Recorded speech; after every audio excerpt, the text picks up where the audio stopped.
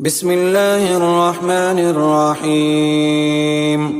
الرحمن علم القرآن خلق الإنسان علمه البيان.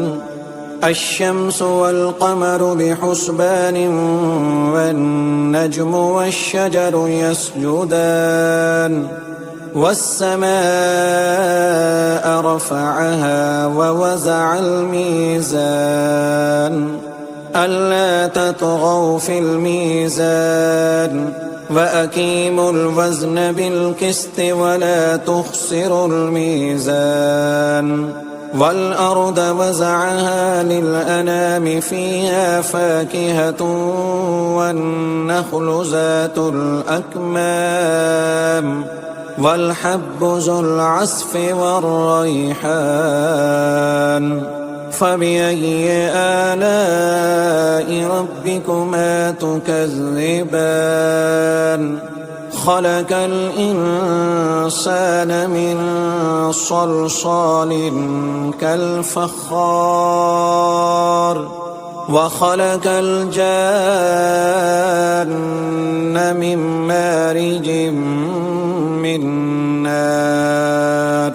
فبأي آلاء ربكما تكذبان؟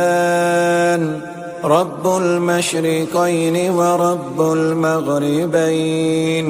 فبأي آلاء ربكما تكذبان؟ مرج البحرين يلتقيان بينهما برزخ لا يبغيان. فبأي آلاء ربكما تكذبان؟ يخرج منهما اللؤلؤ والمرجان. فبأي آلاء ربكما تكذبان؟ وله الجوار المنشآت في البحر كالأعلام. فبأي آلاء ربكما تكذبان؟ كل من عليها فان ويبقى وجه ربك ذو الجلال والإكرام. فبأي آلاء ربكما تكذبان؟ يسأله من في السماوات والأرض كل يوم هو في شأن. فبأي آلاء ربكما تكذبان؟ سنفرغ لكم أيها الثقلان. فبأي آلاء ربكما تكذبان؟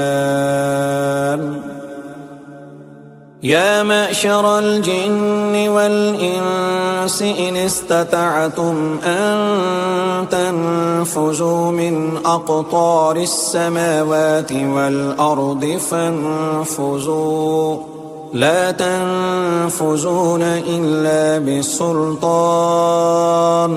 فبأي آلاء ربكما تكذبان؟ يرسل عليكما شواظ من نار ونحاس فلا تنتصران. فبأي آلاء ربكما تكذبان؟ فإذا انشقت السماء فكانت وردة كالدهان. فبأي آلاء ربكما تكذبان؟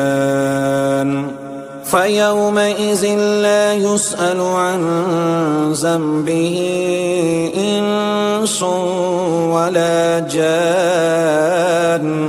فبأي آلاء ربكما تكذبان؟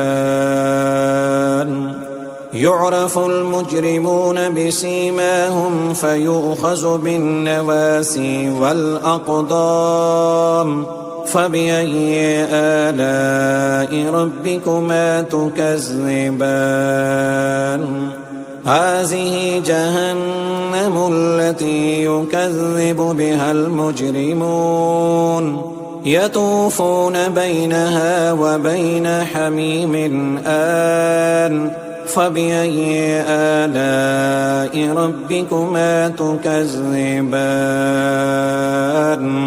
ولمن خاف مقام ربه جنتان فبأي آلاء ربكما تكذبان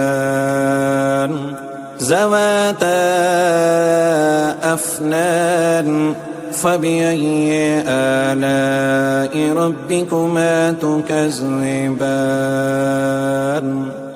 فيهما عينان تجريان فبأي آلاء ربكما تكذبان فيهما من كل فاكهة زوجان فبأي آلاء ربكما تكذبان متكئين على فرش بطائنها من استبرق وجنى الجنتين دان فبأي آلاء ربكما تكذبان فيهن قاصرات الطرف لم يطمثهن إنس قبلهم ولا جان فبأي آلاء ربكما تكذبان كأنهن الياقوت والمرجان فبأي آلاء ربكما تكذبان هل جزاء الإحسان إلا الإحسان فبأي آلاء ربكما تكذبان ومن دونهما جنتان فبأي آلاء ربكما تكذبان مدهامتان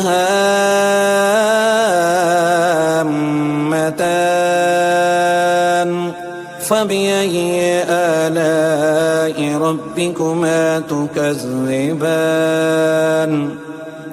فيهما عينان نضاختان فبأي آلاء ربكما تكذبان فيهما فاكهة ونحل ورمان فبأي آلاء ربكما تكذبان فيهن خيرات حسان فبأي آلاء ربكما تكذبان حور مقصورات في الخيام فبأي آلاء ربكما تكذبان